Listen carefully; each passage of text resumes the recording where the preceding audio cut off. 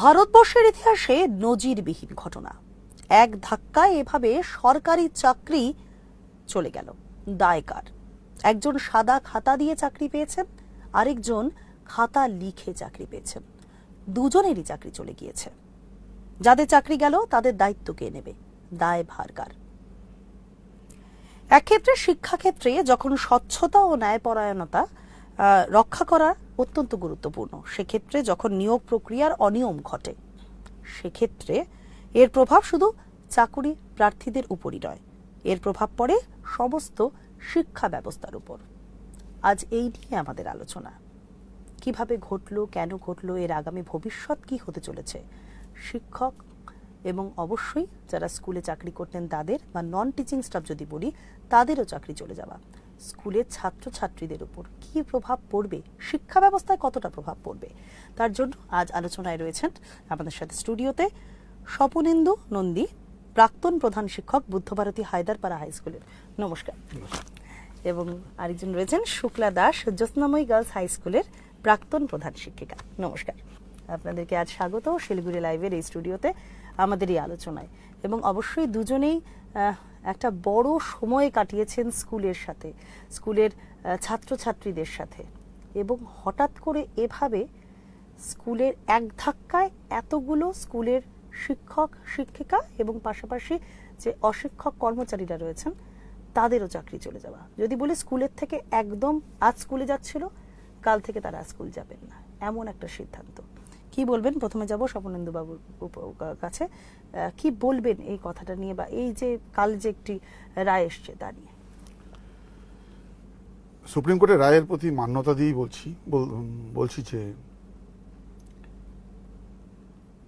রায় যেহেতু কাকড় আর চালকে আলাদা করা গেল না, সেই জন্য এরপরে আর রায় অন্য কিছু আশা করা ছিল না আমাদের। কারণ হাইকোর্টে যখন রায় হয়েছিল তখন ৬,০০০ সামথিং একটা সংখ্যা বলা হয়েছিল। সেই সময় যদি আমাদের রাজ্য সরকার এটাকে মেনে নিতেন তাহলে আমরা আজকে এই দুর্দিনটা দেখতাম না। আজকে স্কুলে স্কুলে কান্নাকাটি হচ্ছে, প্রধান শিক্ষক প্রধান শিক্ষিকারা বিপদে পড়েছে। আমাদের প্রধান শিক্ষকদের একটা গ্রুপ আছে, যেই গ্রুপে যদি প্রধান শিক্ষক প্রধান শিক্ষিকাদের আর্তনাদ দেখা যায় তাদের মনে হচ্ছে সন্তান হারানো শোক। 12 বছর চাকরি করেছে, আর 10 বছর চাকরি করেছে, 7 বছর চাকরি করেছে। যেই ছেলেটি ক্লাস 5-এ ভর্তি হয়েছিল, এই মাস্টারমশাইয়ের কাছে পড়ে সে এবার ক্লাস 10-এ উঠেছে। ফলে স্বাভাবিক কারণে সে ওকে দেখেই বড় হয়েছে। কিন্তু আজকে যখন গেল ওদের কাছেও ভাবমূর্তি নষ্ট হলো। আমার মনে হয় যে এই ব্যাপারটা নিয়ে আরেকটু ভাবা দরকার, যে এখনো সময় আছে, যা আমাদের আইনি পরামর্শদাতারা বলছেন বিভিন্ন সময়, যাতে বলি যাদের কাছে অরিজিনাল ওএমআর আছে তারা পৃথকভাবে যদি সুপ্রিম কোর্টে পৌঁছায় তাহলে আরেকবার মূল্যায়ন হতে পারে তাদের কথা। কিন্তু তারও একটা টাইম আছে, সেই টাইমের মধ্যেই পৌঁছাতে হবে। আচ্ছা, শুক্লাদির কাছে যাবো। শুক্লাদি, স্কুলে শিক্ষকতা করেছেন এতগুলো বছর, এতগুলো ছাত্রছাত্রীকে দেখা, এবং এমন সিদ্ধান্ত তো আপনাদের সময় কোনো সময় হয়ে আসেনি যে এভাবে এক ধাক্কায় যদি বলি প্রায় 26,000 শিক্ষক শিক্ষিকা এবং নন টিচিং স্টাফের চাকরি চলে যাওয়া। সেক্ষেত্রে এই সিদ্ধান্তকে কিভাবে দেখেন? সিদ্ধান্ত নিয়ে বলার কিছু নেই, কিন্তু সত্যি কথা বলতে যে ব্যাপক দুর্নীতি হয়েছে, সুপ্রিম কোর্টও যেটা বিচারপতি যেটা বলেছেন যে এত দুর্নীতি, এত বড় দুর্নীতি এবং কারচুপি হয়েছে যে সেটাকে রিপেয়ার করা সম্ভব না, ঠিক এই ভাষাটাই। তো সেখানে আমাদের মনে হয়েছে যে এরকম দুর্নীতি ক্রমাগত আমরা দেখেছি যে একটা যখন প্রথম এসএসসি তৈরি হলো, একের পর 11টা এসএসসি পরীক্ষায় কত ছাত্র যারা পড়াশুনো করে পরীক্ষা দিয়ে স্বচ্ছভাবে নিযুক্ত হয়েছে বিভিন্ন স্কুলে। কত সাধারণ ঘরের ছেলে মেয়েরা নিজের যোগ্যতার ভিত্তিতে, মেধার ভিত্তিতে পরীক্ষা দিয়ে এসএসসি পরীক্ষা দিয়ে পাশ করে তারা বিভিন্ন স্কুলে, এবং কত স্কুল হয়েছে সে সময়, একের পর এক স্কুল হয়েছে বিভিন্ন এলাকায়। স্বাভাবিকভাবেই আমাদের জেলায় কত স্কুল আমরা নতুন হতে দেখেছি। তো এত বছর চাকরি করছি, সত্যি কথা বলতে মানে আমরা ভাবতেই পারি না যে এরকম একটা পরিস্থিতি আসতে পারে কোনোদিন। শিক্ষকদের এত অসম্মানের মুখে, শিক্ষক সমাজকে এতটা অসম্মানের মুখে যে আজকে তারা কোথায় মুখ লুকোয়। একে তো আর্থিক সমস্যা, এই ব্যাপারটা তো রয়েইছে, তাদের সাথে তাদের পরিবার পরিজন একটা অসহায় অবস্থার মধ্যে রয়েছেন। পাশাপাশি কি অসম্মান, শিক্ষা ব্যবস্থার উপর একটা বিরাট আঘাত। আমরা মনে করি সাধারণ এই শিক্ষা ব্যবস্থাকে মানে ভেঙে দেওয়ার পক্ষে এটা একটা বিরাট মানে ভেঙে দেওয়ার চেষ্টার একটা বড় প্রয়াস। কোন একটা জায়গায় কি মনে হচ্ছে যে জায়গাটায় কোনো একটা রাজনীতির কিছু একটা চলছে? কারণ শিক্ষা ব্যবস্থা এইভাবে দিনের পর দিন ভেঙে পড়াটা, এর দায় তো নিতেই হবে সরকারকে। কারণ এসএসসি যখন এসএসসি এত বড় দুর্নীতির সাথে যুক্ত এবং এত বড় মানে অপদার্থতার ফলে এত বড় একটা ঘটনা ঘটে গেল, সেখানে তো দায় নিতেই হবে এসএসসি কে এবং অবশ্যই বর্তমান সরকারকে। কারণ শিক্ষা ব্যবস্থার উপর এত বড় আঘাত মানে ভাবা যায়। আজ সকালেই আমরা যখন এসএসসি প্রেস মিট দেখেছি, যখন সরাসরি সাংবাদিকদের সাথে তারা কথা বলছেন লাইভ যখন আমরা দেখেছি, সেক্ষেত্রে কিন্তু এসএসসি সে দায়ভারটা নিতে চাননি। এসএসসি দায়ভার না নিতে চায়নি, আমি নেব না বললে মানুষ তো বুঝছে যারা ইয়ে করছে। আমরা সত্যি কথা আমরাও মনে করি যারা যোগ্য ছিল, এই যদি এসএসসি যোগ্য অযোগ্য এত ভাবে তার নথি নষ্ট করা হয়েছে, ওএমআর হোক যাই হোক, যা যা ব্যবস্থা যা আমরা পাচ্ছি জানতে পাচ্ছি, তাতে জানি না ইচ্ছাকৃত না সত্যি আর কোনো উপায় নেই দেওয়ার, বা কেন দিচ্ছে না, এর পেছনে কি উদ্দেশ্য, কাকে আড়াল করার জন্য এই চেষ্টা। 11 বছর ধরে এসএসসিটা হয়েছে, 11টা একদম 11টা একটা প্রতিষ্ঠিত আইন ছিল, নিয়ম কানুন সব প্রতিষ্ঠিত ছিল, যেখানে ত্রুটি পাওয়া যায়নি, কেউ কেসও হয়নি। পরিকল্পিতভাবেই দেখা গেল যে 11 সালের পরের থেকে এসএসসিতে 12 সালেই কিন্তু দুর্নীতি হয়েছে, 12 সালের দুর্নীতি ধরা পড়েছে। ন্যাচারালি 11 সালের প্রতিষ্ঠিত আইনটাকে কারো স্বার্থে সেটাকে কিছু ভুলভ্রান্তি ঢুকিয়ে দেওয়া হলো, যাতে করে ওরাই কেস করে রিক্রুটমেন্টটা বন্ধ করে দেওয়া যায়। এই পদ্ধতিটাই চলছিল। আচ্ছা, সুপ্রিম কোর্টের এই যে রায়ের ফলে স্কুলগুলো যে দৈনন্দিন শিক্ষা যে কার্যক্রম কিভাবে প্রভাবিত হবে? একজন স্কুল শিক্ষক আপনি ছিলেন, পাশাপাশি একজন প্রাক্তন প্রধান শিক্ষক ছিলেন, সেক্ষেত্রে পুরো স্কুল ম্যানেজমেন্ট আপনাকে করতে হয়েছে।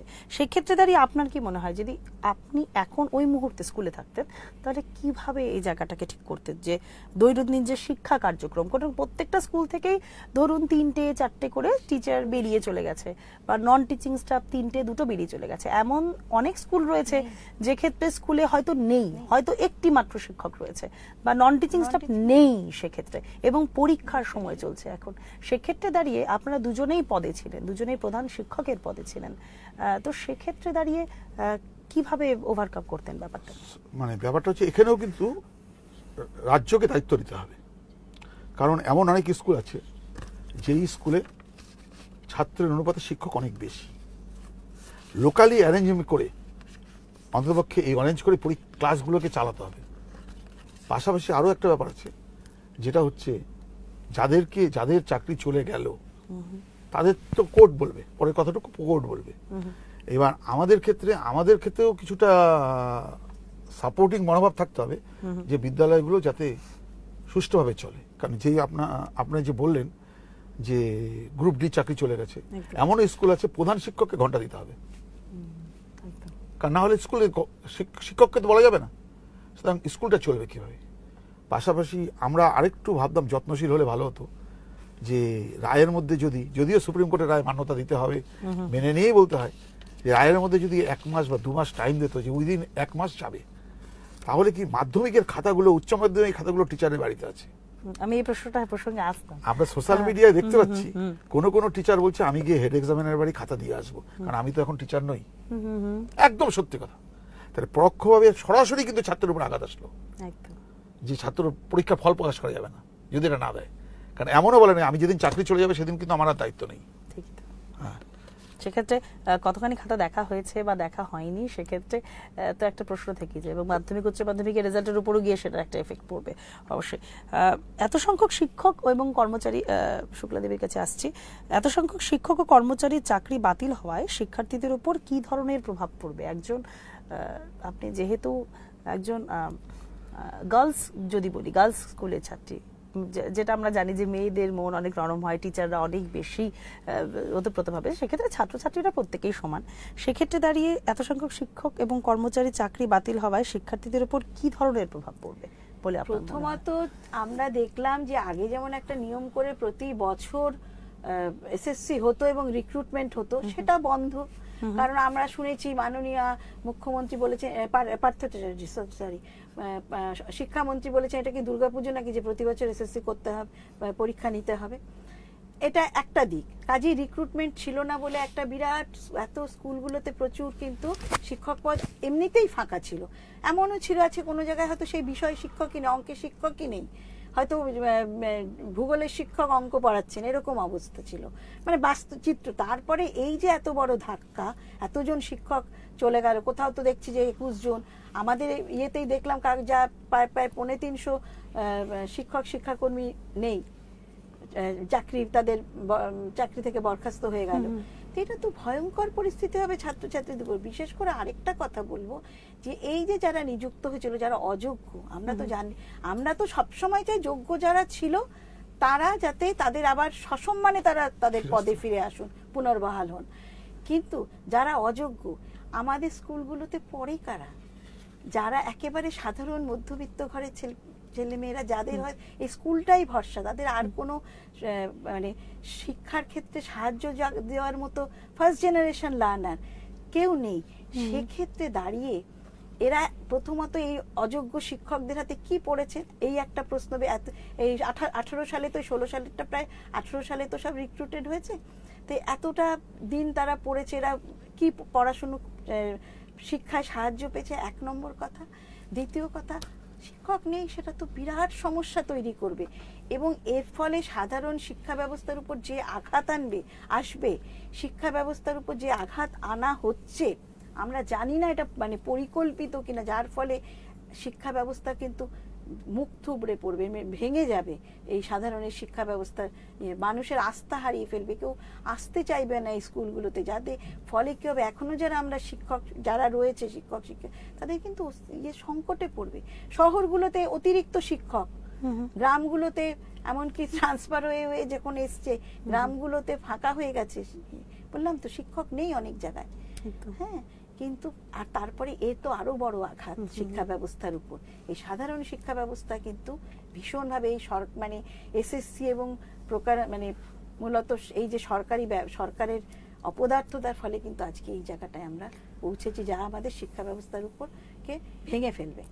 আচ্ছা, একটা প্রশ্নে আসি, যে ক্ষেত্রে বলা হচ্ছে যে আবার নিয়োগ হবে, আবার নিয়োগ করা হবে, এবং সেক্ষেত্রে সেই নিয়োগ ক্ষেত্রে কি ধরনের জটিলতা সৃষ্টি হতে পারে শিক্ষাক্ষেত্রে?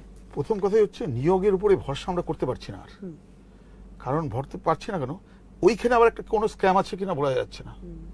যে এই যে বারবারই কিন্তু অ্যাসুরেন্স দেওয়া হচ্ছে, কেউ চিন্তা করো না, আমরা আছি, যদি আমি থাকতাম তোমাদের পাশে, আমি যদি থাকতাম পাশে, তাহলে আমি কেন দুটোকে আলাদা করলাম না? আজকে আমরা প্রায়ই বলছি যে যোগ্যর সাথে অযোগ্যদের সাথে যোগ্যদের চাকরি গেল। কারণ রবীন্দ্রনাথের কথা আছে, নগরে আগুন লাগলে দেবালয়ও বাদ যাবে না, সুতরাং পুড়তেই হবে তাকে।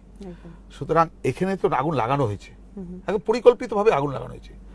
কারণ এই উত্তর 24 পরগনা জেলার একটা গ্রাম আছে, সেই গ্রামটার নাম হচ্ছে মামা ভাগ্নে গ্রাম।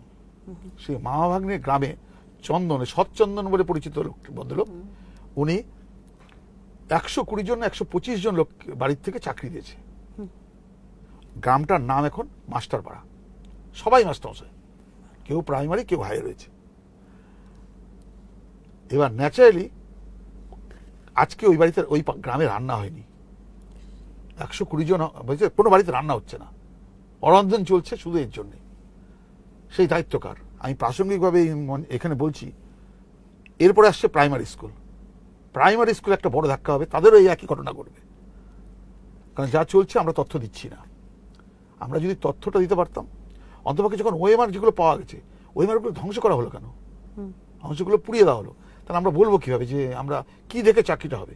তাও অনেক ক্ষেত্রে হয়েছিল যে ওএমআর শিট হয়তো সেক্ষেত্রে একদম ব্ল্যাঙ্ক দেওয়া হয়েছিল, এরকমও কিছু কথা উঠে এসেছিল। যখন আমার পরিচিত একজন একটা সময় ওএমআর গুলো আপলোড করেছিল, আমার কাছে আমার পাড়ার একজনের ওএমআর শিট আসে। সেই ওএমআর শিটে প্রথমেই ওএমআর শিটটাই ভুল লিখেছে, মানে পূরণ করা হয়নি। সে ওএমআর শিট পূরণ করতে পারে না।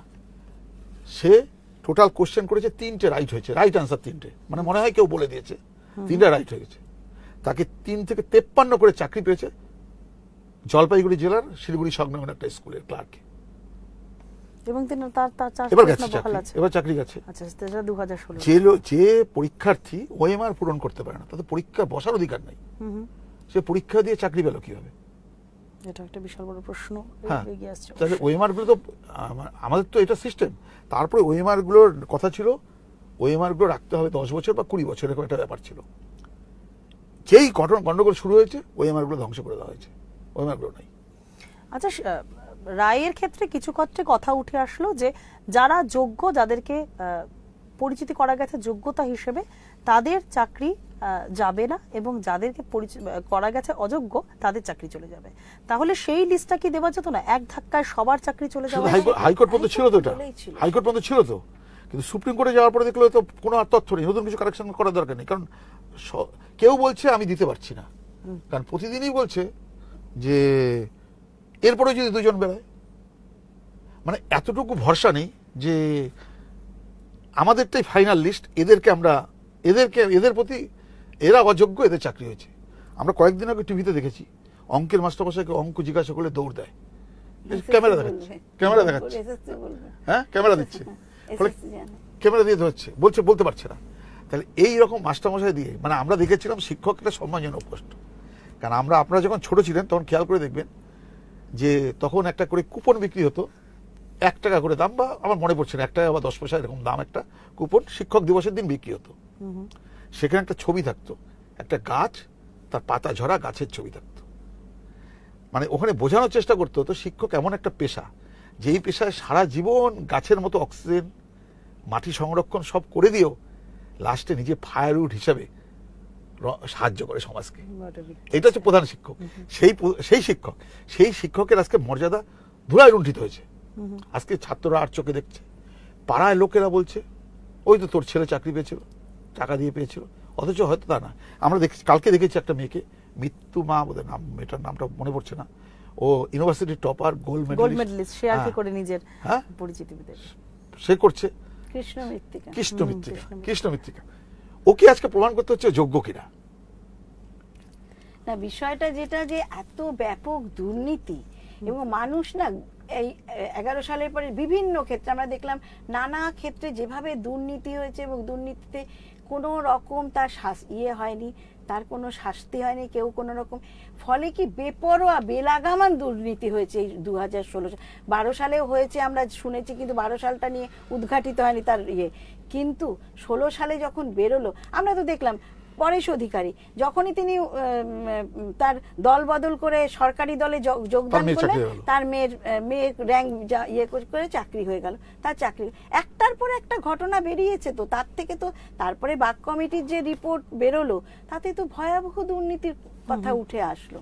ফলে আমরা তো মানে এরকম দুর্নীতি আমরা কল্পনা করতে পারি না যে শিক্ষাক্ষেত্রকে এইভাবে মানে একটা এত নিচে নামিয়ে আনা হবে এবং এভাবে ভেঙে দেওয়ার চেষ্টা হবে। আর আমরা এই প্রজন্ম আমরা কি তৈরি করব? আমরা যদি এরকম অযোগ্য শিক্ষক যারা পাশ করেনি তাদের দিয়ে আমরা বাচ্চাদের কি পড়বে? বাচ্চারা তাদের কাছে আমরা কি পড়ালাম বাচ্চাদের দিয়ে?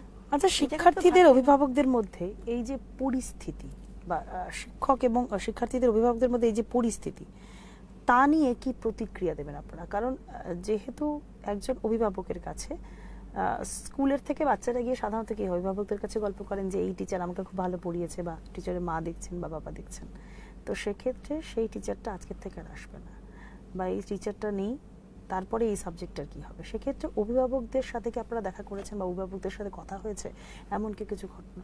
আমরা তো স্কুলে নেই, স্কুলে একটা প্রভিশন আছে parent teacher meeting. Parent teacher সঙ্গে প্যারেন্ট আসবে, টিচারের সাথে কথা বলবে, টিচাররা কথা বলবে। এখন সেই পরিস্থিতি এখনো হয়নি, যেহেতু কালকে রায় হয়েছে, এখন হয়নি, সেই পরিস্থিতি হবে, পরিস্থিতি বলতে হবে। আমাদের যেটা বড় কথা, সোসাইটি কিন্তু বুঝে গেছে যে বিভিন্ন স্তরে, মানে ওই ইট কাঠ পাথরের মধ্যেও আমাদের দুর্নীতি ঢুকে গেছে। কারণ আপনি খেয়াল করে দেখবেন উত্তরবঙ্গ সংবাদে একটা পত্রিকা ধারাবাহিকভাবে লেখা হয়েছে যে একজন WBCS অফিসারকে নিয়ে, বহাল তবিয়তে আজকেও সে চাকরি করছে, কিন্তু তাকে নিয়ে লেখার পরে প্রশাসনের কোনো হেলদোল নেই যে তাকে ডেকে নিয়ে অ্যাটলিস্ট জানতে চাও, মানে এরকম নেই। ফলে ন্যাচারালি আপনি যখন অন্যায় করার পর দেখছি কোনো বিচার হচ্ছে না, তা আমি তো হয়ে যাব, যে আমি জানবো যে আমার তো বিচার হবে না, আমার তো আমি যাই করি আমি পার হয়ে যাবো। সেই জন্য আমি বললাম চুরিতে নতুন রিক্রুটমেন্ট পলিসির মধ্যেও আমাদের মনে হয় অনেকের যে আবার যদি কোনো স্ক্যাম হয়, কোন স্ক্যাম লুকিয়ে আছে বলা কঠিন। না, এই যে নতুন করে তাদের পরীক্ষা দেওয়ার সুযোগ দেওয়া হচ্ছে, এতেও যে কোনো গন্ডগোল হবে না সেটা কিন্তু বলা যায় না। কারণ যা আমরা গতি প্রকৃতি মানে দেখছি এত এই 10-11 প্রায় 14 বছর ধরে, তাতে হচ্ছে কোনো জায়গাটাই, এবং যা শোনা যায় তাতে তো শুধু স্কুলের এটা উদ্ঘাট হয়েছে, এখনো প্রাইমারি কি দাঁড়াবে আমরা জানি না। অন্যান্য ক্ষেত্রে এমনকি বিভিন্ন সরকারি দপ্তরে নিয়োগের ক্ষেত্রেও যে কি হয়েছে সেগুলো তো উঠে আসেনি, এটা উঠে এসছে তাতেই এই চেহারা। হ্যাঁ, একটা ঘটনাতেই এই এত বড় একটা মানে কি বলবো আলোড়ন পড়ে গেছে। এবং শিক্ষা ক্ষেত্রের এটা একটা কালো দিন, সত্যি কথা কালকে গেছে, যে শিক্ষকদের অবস্থান মানে অসম্মানের চূড়ান্ত হলো, তাই না? আবার রিক্রুটমেন্ট পলিসির ক্ষেত্রে আমাদের যেটা মনে হয় এখন বারবারই মনে হচ্ছে যে টিসিএস এরকম কোনো গ্রুপকে দিয়ে অনলাইনে পরীক্ষা করে সে অনলাইন থেকে রেজাল্ট পাওয়া যাক, তাহলে দেখা যাবে সেই লিস্টে যেটা হবে সেটা তো OMR sheet, original OMR sheet দেখে নিয়ে ওরা রেজাল্ট তৈরি করে দেয়। ফলে সেখানে আমার মনে হয় দুর্নীতি কিছুটা মুক্ত হতে পারে, যেটা আপনাদের মনে হয়। যেখানে মনে হচ্ছে যেমন ব্যাংক রিক্রুটমেন্ট হচ্ছে, ব্যাংকে তো এরকম সমস্যা হচ্ছে না। আসলে ইয়ের সময় যে দেখা গেছে যে 17টা পদ্ধতি বলা হয়েছে দুর্নীতি, যে কারচুপি হয়েছে এখানে, সে তো বিশাল লিস্ট, যে যাদেরকে দিয়ে নিয়োগ করেছে, যাদেরকে দিয়ে ওএমআর শিট তারা জানেই না, আমরা জানিই না হ্যাঁ এই কোম্পানিকে না ইয়েতে, এইগুলো তো ভাবা যায় না যে এরকম ভাবে দুর্নীতি হতে পারে। আর এই হারে দুর্নীতি খুবই চিন্তার বিষয়।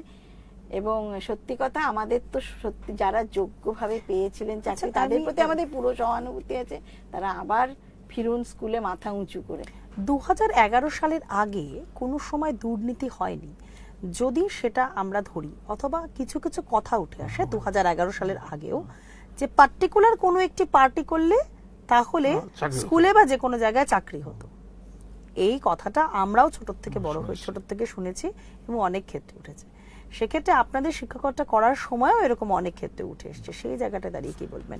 সেই জিনিসটা হয়তো প্রমাণ হয়নি বলেই কি বেরোচ্ছে না, নাকি এখানে হয়তো 1 লাখ টিচার রয়েছে, তার মধ্যে 26,000-এর চাকরি আছে, 74,000 যে টিচার রয়েছেন তারা কি এই শূন্যস্থানটা পূরণ করতে পারবেন না? বা আপনারা কি বলছেন যে এই টিচাররা থাকলে বারবার শিক্ষকতার মানটা স্কুলে বাড়তো? কিন্তু সেক্ষেত্রে আমরা যতগুলো বছর দেখেছি শিক্ষকতার মান কিন্তু আস্তে আস্তে নেমেছে, যদি আমরা বলে থাকি। আমরা বড্ড বেশি ভাবছি 25,000 সংখ্যাটাকে নিয়ে, হ্যাঁ, কিন্তু এর বাইরে 1,25,000 কিন্তু বাইরে বসে আছে, রাস্তায় বসে আছে, তাদের কথা ভাবছি না। তাদের কথা ভাবতে হবে, তারা তো বিচার পায়নি বলে ওখানে বসে আছে। তারা যদি যোগ্যতার মাপকাঠি হতো, এবং তারাই তো এই দাবিটা করেছিল। 1,25,000 তো বসে আছে এখনো, এই এতদিন হয়ে গেল বসে আছে, 4 বছর বোধ হয় না। আমার সেটা ভাবা দরকার। এখন যেই কথাটা উঠেছে যে 11 সালের আগের কথা, আমাদের দুজনেই চাকরি 11 সালের আগে।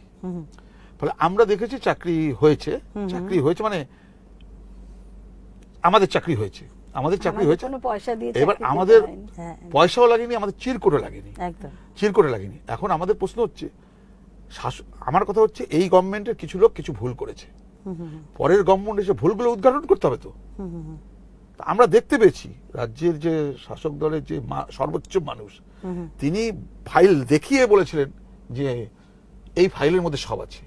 আমাদের এখন প্রশ্ন হয়, মনে হয় যে সেই ফাইলে তো আমার ফাইলটাও আছে, সুতরাং আমার ফাইলটা বের করুক না, বের করে দেখি না আমি কোথায় ছিলাম। ফাইল যখন আছে, ফাইল দেখিয়েছিল, তারপরে শুনলাম ফাইলগুলো নাকি চুরি হয়ে গেছে। তা চুরিতে কে কাস্টোডিয়ান ছিল? তাহলে তার তো এফআইআর করা উচিত ছিল, আমার জিনিস চুরি হয়ে গেছে।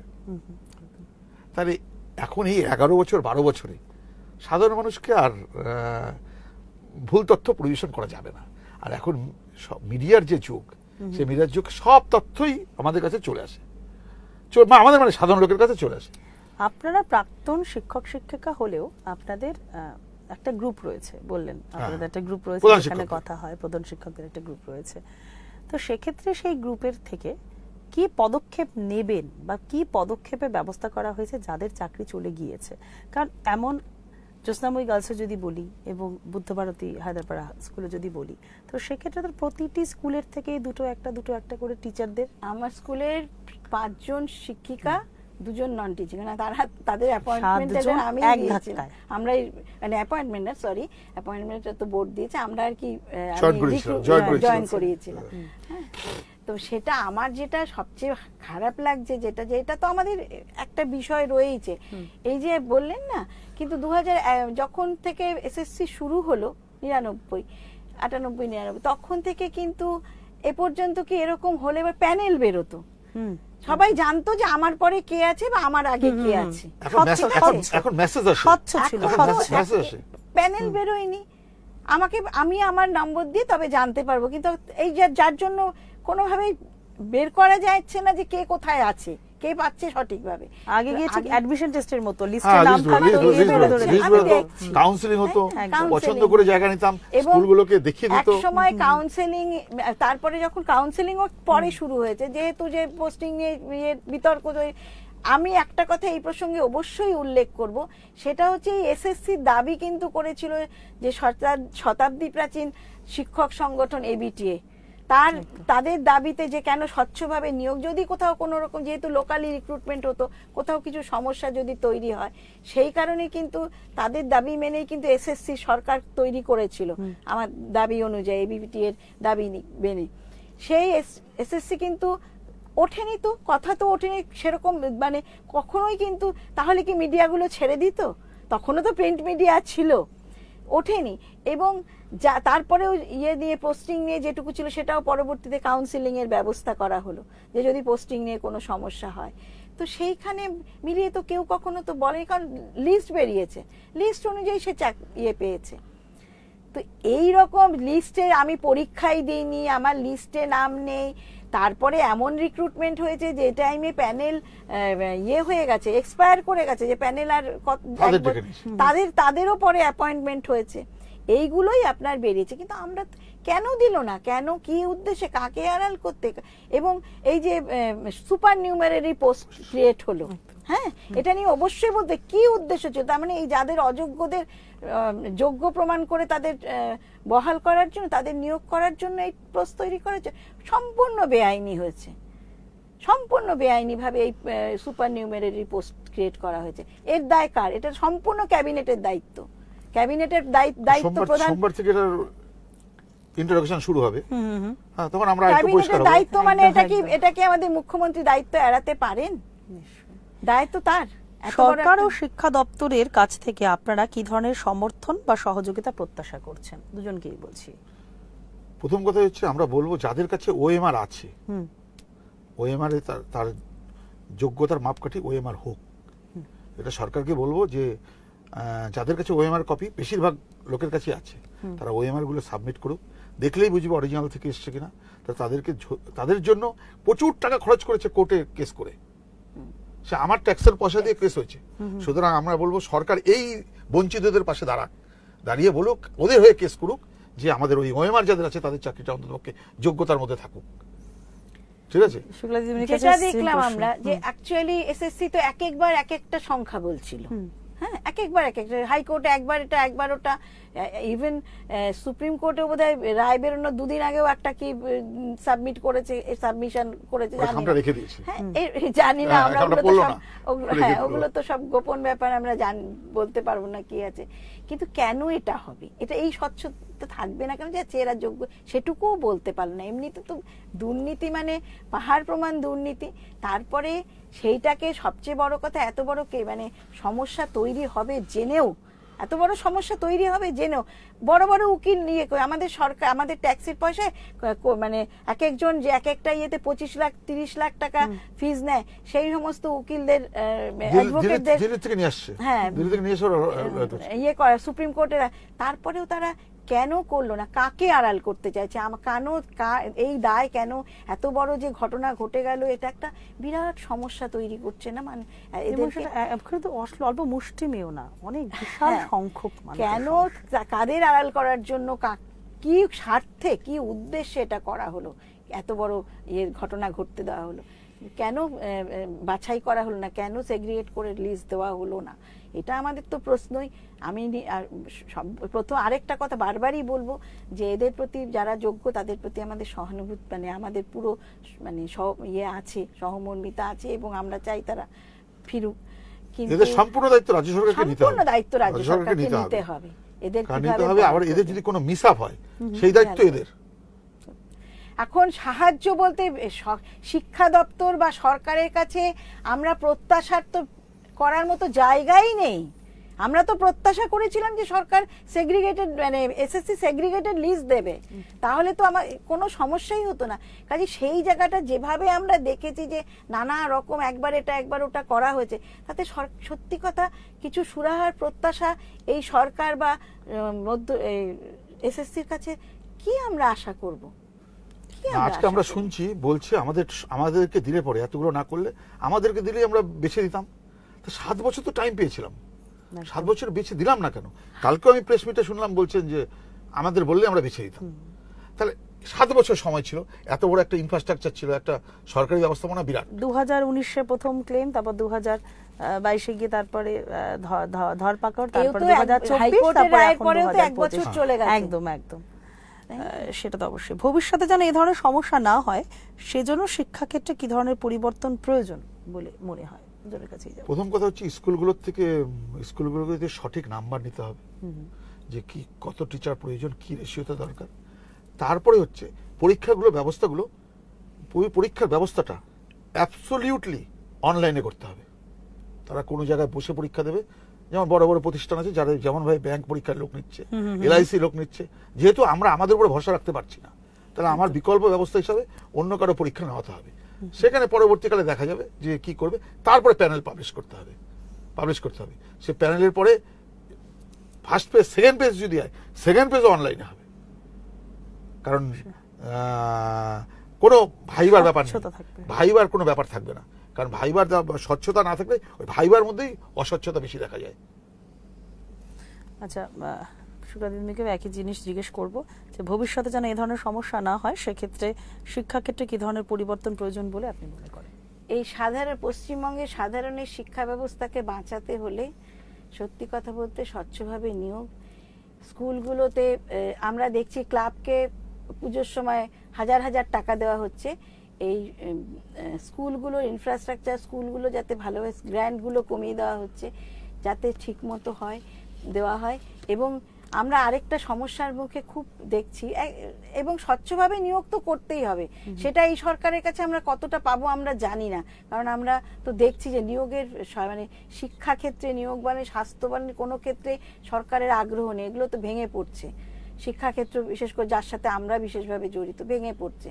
তো সেইখানে আমাদের মানে দাবি, আমি আবেদন বলবো না, দাবি আমাদের যে এই শিক্ষা ব্যবস্থা যাতে সঠিকভাবে ঠিকমতো চলে, তার জন্য সাধারণের শিক্ষা ব্যবস্থা যাতে ঠিকমতো চলে, সাধারণ নিম্নবিত্ত ঘরের ছেলেমেয়েরা যাতে আবার স্কুলমুখ হতে পারে। ড্রপ আউট আমাদের একটা বিরাট সমস্যা, এত কন্যাশ্রীর বিজ্ঞাপন হচ্ছে কিন্তু স্কুল ছুট, মেয়েদের স্কুল ছুটের সংখ্যা প্রচন্ডভাবে বেড়ে গেছে।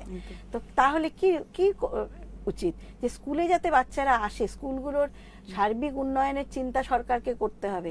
আর শিক্ষা ব্যবস্থা ভেঙে পড়লে সমাজে তার প্রভাব কি সেটা আমার বলে বোঝানোর কাউকে দরকার নেই, সবাই জানেন যে সামগ্রিকভাবে শিক্ষা ব্যবস্থা ভেঙে পড়লে সমাজের কি অবস্থা দাঁড়াবে। তো সেখানে শিক্ষা ব্যবস্থা সামগ্রিক উন্নয়নের জন্য পরিকল্পনা করা এবং স্কুলগুলো ইনফ্রাস্ট্রাকচার উন্নয়নের উপর যাতে এই স্কুল ছুট বাচ্চাদের আনা যায়। এবং যেহেতু আর কি হবে, কারণ আরেকটাও কাজ নেই ছেলেপেলেদের হাতে, কাজ মানে যদি আমি পড়াশুনো করবো কেন, আমার কাজ যদি না থাকে তাহলে কে স্কুলে আসবে, কে কলেজে যাবে, তাই না? সেইখানে দেখছি তো আমরা যে আমাদের ছেলেপেলেরা মেয়েদের বিয়ে দিয়ে দিচ্ছে, বা আমারও কাজ নেই। একে করোনা একটা বিরাট পড়েছে, তারপরে যা আর্থিক অবস্থা তৈরি হচ্ছে, যেহেতু আমরা তো এ পর্যন্ত দেখলাম না কাজের সুযোগ তৈরি হলো আমাদের রাজ্যে। কাজের সুযোগ না থাকলে বাবা মা যখন কাজ করছে না, ছেলে 7-8-এ উঠতে তাকে কাজে পাঠিয়ে দিচ্ছে, মেয়েদের বিয়ে দিয়ে দিচ্ছে কোনোভাবে করে, যার ফলে কিন্তু এর জন্য পরিকল্পনা করা দরকার। সরকারকে ভাবতে হবে যে কি করে এদেরকে আবার স্কুলে ফিরিয়ে আনা যায়, এবং এর জন্য এবং রিক্রুটমেন্ট, টিচার না থাকলে স্টুডেন্ট আসবে কেন আসবে স্টুডেন্ট? এবং এক্ষেত্রে আরেকটা প্রশ্ন উঠে আসে, আরেকটি জায়গা উঠে আসে যে দিনে দিনে ইংলিশ মিডিয়ামের প্রতি ঝোঁক বাড়ছে, ইংলিশ মিডিয়ামের দিকে সকলকে দিচ্ছেন, এবং অনেক ক্ষেত্রে আমরা দেখেছি রাজ্যে অনেক স্কুল বন্ধ হয়ে গিয়েছে শুধুমাত্র শিক্ষার্থীর অভাবে তারা যাচ্ছে না, তাদের বাবা মা পাঠাচ্ছে না। আবার অনেক ক্ষেত্রে আমরা এটাও দেখেছি যে স্কুলের টিচার নেই এবং সেক্ষেত্রে স্টুডেন্টরা গিয়ে ফিরে আসছে। তো সেক্ষেত্রে যে ইংলিশ মিডিয়ামগুলো যে ধীরে ধীরে বেড়ে উঠছে, সেক্ষেত্রে আর এরকম একটা ঘটনা রাজ্য সরকারে যদি বলি সরকারি স্কুলের ক্ষেত্রে, সেক্ষেত্রে গিয়ে কি মনে হয় যে পড়াশোনার যে মান বা সরকারি স্কুলের যে অস্তিত্ব তা কি করে বাঁচানো যাবে? বেসরকারি স্কুল গত 10 বছর ধরে বেশি উৎসাহিত হয়েছে, একটু যদি লক্ষ্য করি বেশি উৎসাহিত হয়েছে। কারণ এর মধ্যে যেটা মনে হয় পরিকল্পনাই হচ্ছে আস্তে আস্তে বেসরকারীকরণের দিকে যাওয়া যায় যাতে। কারণ আমরা বিং টিচার আমরা দেখেছি স্কুলগুলোতে গিয়ে যে ইংরেজি মাধ্যম বিদ্যালয় আছে তার 80% মাস্টারমশাই হচ্ছে মাতৃভাষায় পড়াশোনা করেছে। 80% মাস্টারমশাই মাতৃভাষা পড়াশোনা করেছে। তার মাতৃভাষা পড়াশোনার কিন্তু কোনো গাফিলতি নেই, কিন্তু পদ্ধতিগুলোর ক্ষেত্রে পরিবর্তন করা দরকার। যে এইভাবে চলবে না যে আমরা বেসরকারি স্কুলের মায়না বাড়ছে কেন সেটা নিয়ে মুভমেন্ট করছি, অথচ সরকারি স্কুলের বেনিফিটগুলো নষ্ট করছি। সরকারি স্কুল গত 10 বছরের মধ্যে বোধহয় গত 11 বছরের মধ্যে একবারও রং হয়নি বোধহয়।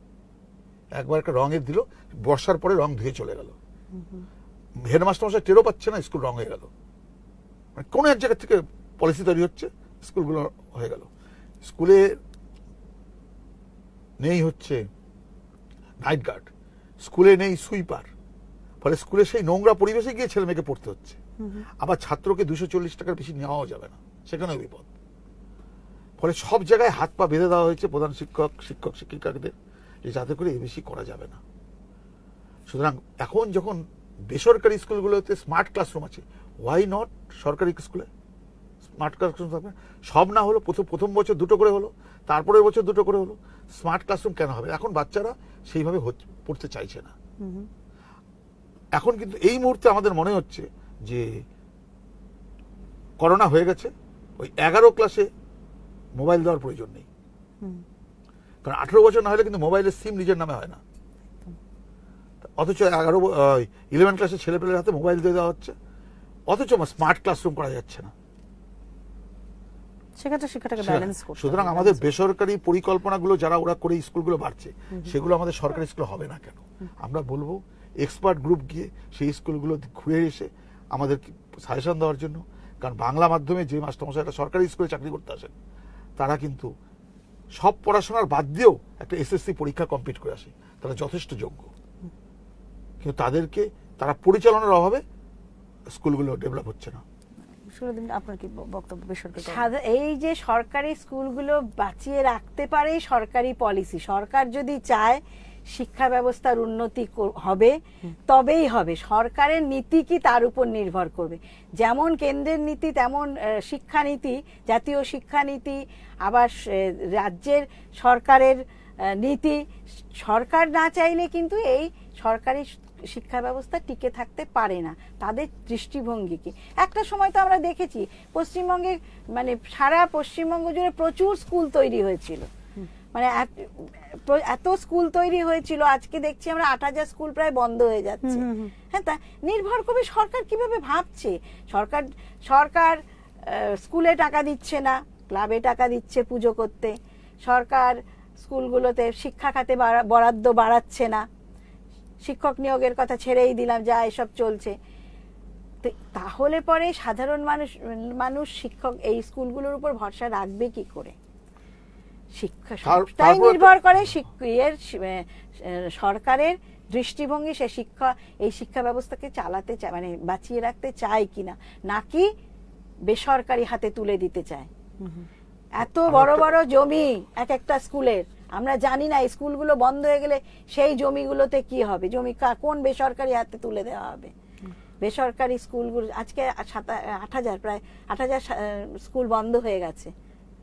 তো এত তো স্কুল ছিল যেখানে একসময় ছাত্রছাত্রী ছিল, মুখ গম করতো ছাত্রছাত্রীদের, এখন অনেকটাই কমে আসা। তারপর অপরিকল্পিতভাবে ট্রান্সফার নীতি, কোনো গ্রুপ দেখা হচ্ছে না, কোনো কিছু না, যে ট্রান্সফার হতে চাইছে তাকে ট্রান্সফার করে দিচ্ছে। সেখানেও যে কি চলেছে, সেখানেও চলছে একটা বিরাট, মানে সেটা একটা দুর্নীতির একটা সম্ভাবনা। হ্যাঁ, এমন স্কুল আছে যে স্কুলে 3জন 4, গ্রামের স্কুলে তো সায়েন্সের টিচার নেই, সব চলে এসছে, ফলে শহরে চলে এসছে। কারণ কেন কে বেনিফিট নেবে না? অবশ্যই।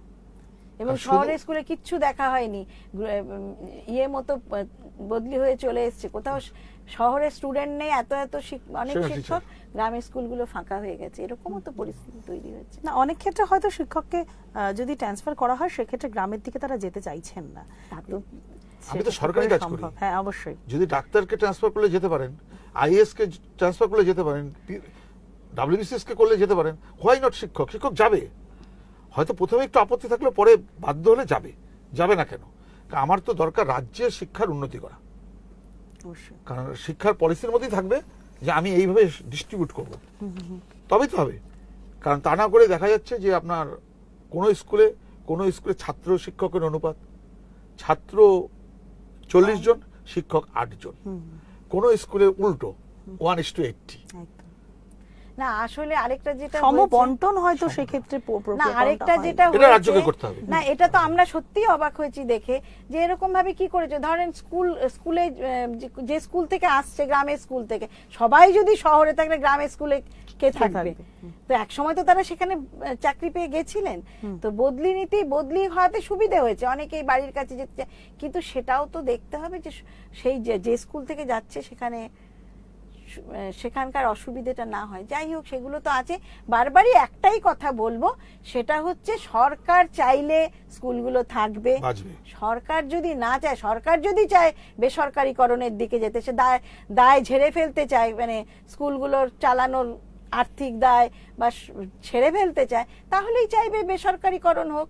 আর বেসরকারীকরণ হলে সত্যি কথা বলতে সাধারণ নিম্নবিত্ত ঘরের ছেলেমেয়েরা পড়ার সুযোগ থেকে বঞ্চিত হবে, কারণ তারা সেই সেখানে প্রাইভেট স্কুলে পয়সা দিতে পারবে না, একটা অংশ তো পারবেই না, তাই না?